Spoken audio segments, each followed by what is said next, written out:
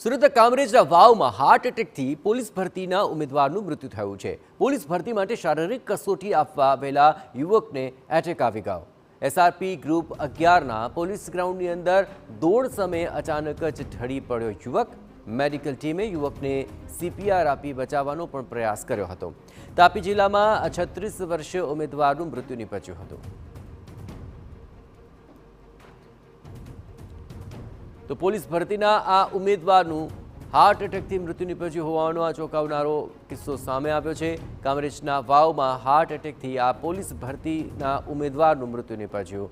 Police ભરતી માટે શારીરિક કસોટી ચાલી રહી હતી અને તે આપવા માટે આવેલા આ યુવકને અચાનક જ એટેક આવ્યો અને તેનું મૃત્યુ નિપજ્યું।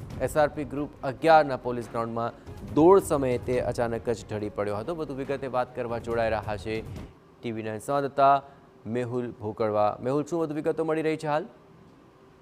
जी बिल्कुल, सूरत जिल्लाના કામરેજ તાલુકાના વાવ ગામ ખાતે આવેલા એસઆરપી ગ્રુપ 11 ખાતે હાલ પોલીસ ભરતીને લઈને શારીરિક કસોટી ચાલી રહી છે, જેને લઈને રોજ અલગ અલગ સંખ્યાઓમાં ઉમેદવારો આવી રહ્યા છે। ત્યારે આજરોજ પીએસઆઈની શારીરિક કસોટી માટે તાપી જિલ્લાનો સંજીવ ગામ હતો અને તે શારીરિક કસોટી માટે રાઉન્ડ મારી રહ્યો હતો। તે દરમિયાન છેલ્લા રાઉન્ડમાં અચાનક જમીન હતો અને બેભાન થઈ ગયો હતો। હાજર મેડિકલની ટીમો દ્વારા તેઓને બચાવવાનો પ્રયાસ પણ કરવામાં આવ્યો હતો, પણ બચાવી શક્યા ન હતા। બનેલી કરુણ ઘટનાને લઈને સમગ્ર વિસ્તારમાં ખળભળાટ મચી જવા પામ્યો છે। હાલ તો તેઓના પરિવારજનોને જાણ કરવામાં આવી છે। કામરેજ પોલીસ દ્વારા આગળની તજવીજ હાથ ધરવામાં આવી રહી છે। ઉલ્લેખનીય છે કે આ જે ઉમેદવાર છે તે ભરૂચ જિલ્લામાં એક પોલીસ સ્ટેશનમાં કોન્સ્ટેબલ તરીકે પણ ફરજ બજાવતો હોવાનું જાણવા મળી રહ્યું છે અને તેઓ પીએસઆઈ બનવા માટે હાલ શારીરિક કસોટી આપવા આવ્યો હતો।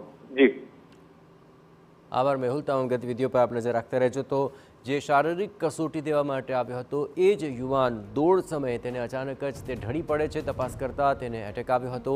આખરે આશાસ્પદ એવા 36 વર્ષીય આ ઉમેદવારનું હાર્ટ એટેકને કારણે મૃત્યુ નિપજ્યું।